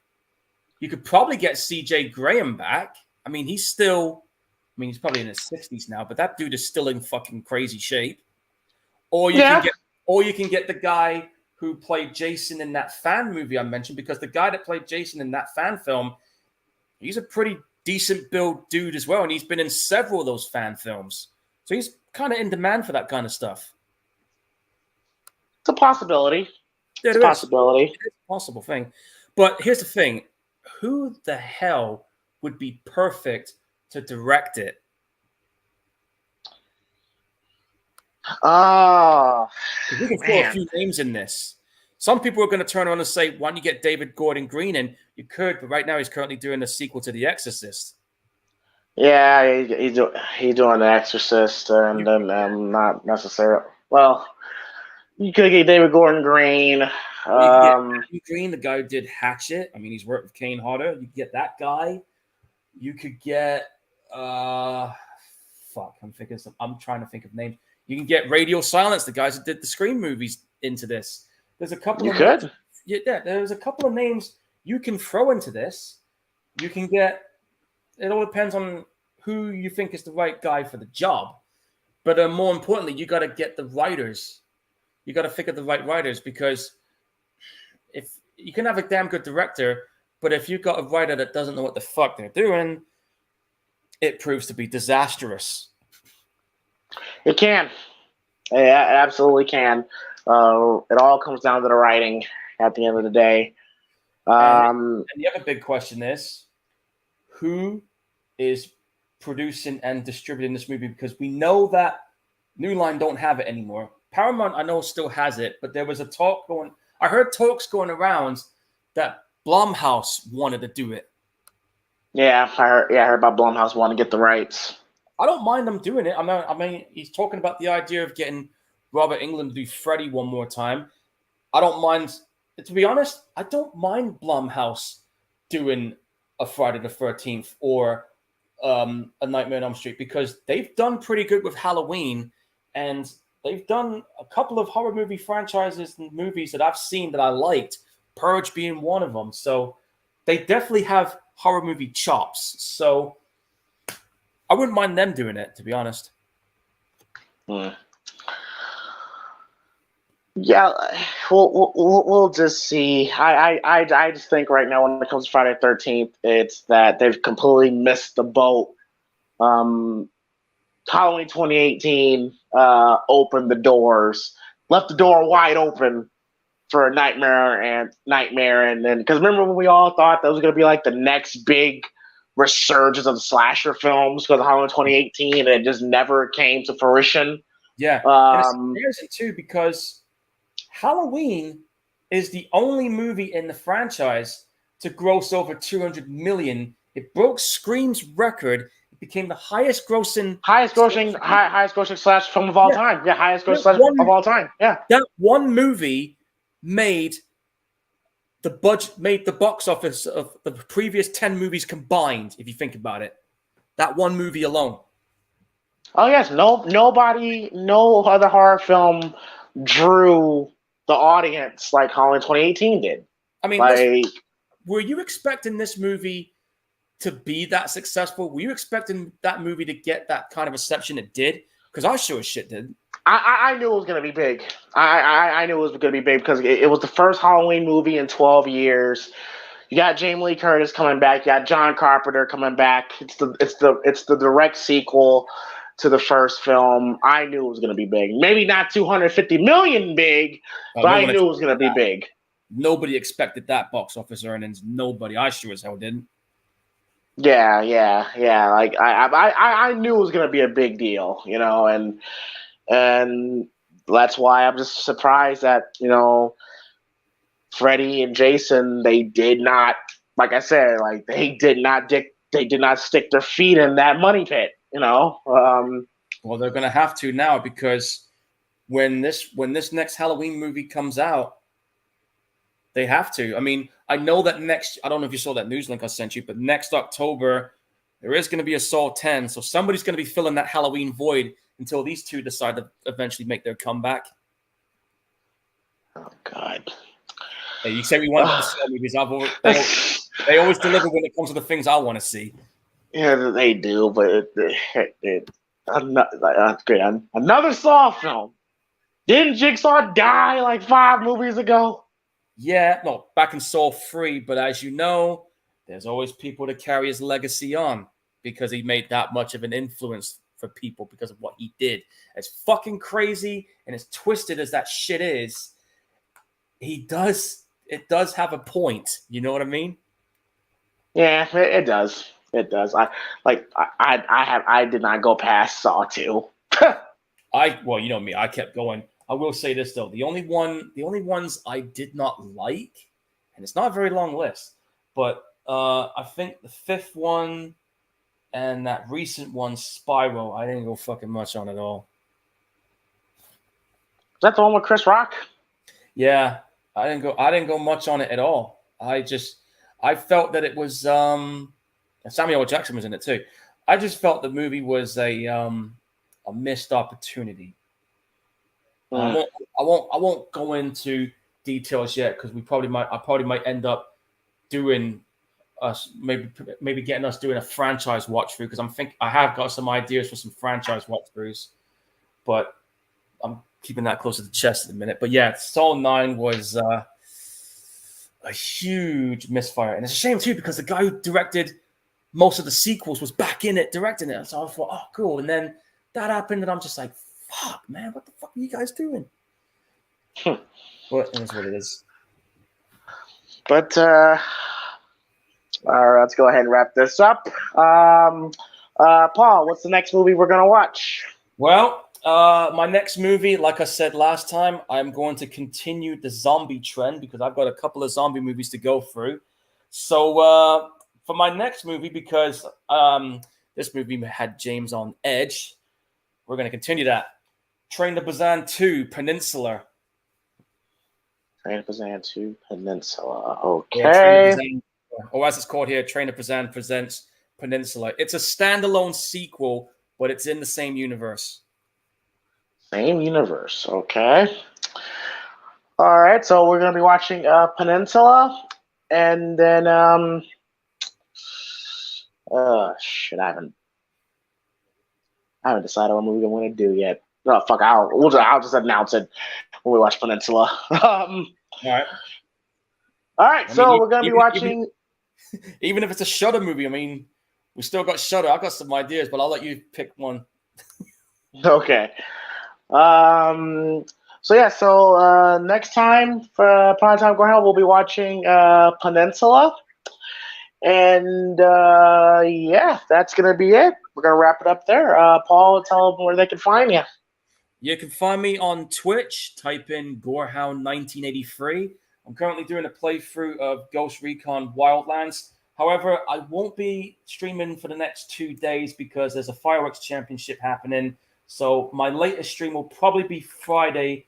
But if I am in a mood to do something before I go out in the evening, I might have something either Wednesday afternoon or Thursday afternoon UK time. So just be on the lookout, folks. All right. And then, as of course, I'm going to start the Primetime podcast here in just a few minutes. So I'm sure I'll see some of y'all then. Be sure to hit that like and subscribe button, share the video, and then hopefully y'all enjoyed watching Friday the 13th Part 6, Jason Lives alongside with us. And we'll see y'all next time for Peninsula. And everybody have a good night. And for some of y'all, see y'all in about 30 minutes. So, signing off, we are out. Peace. Laters.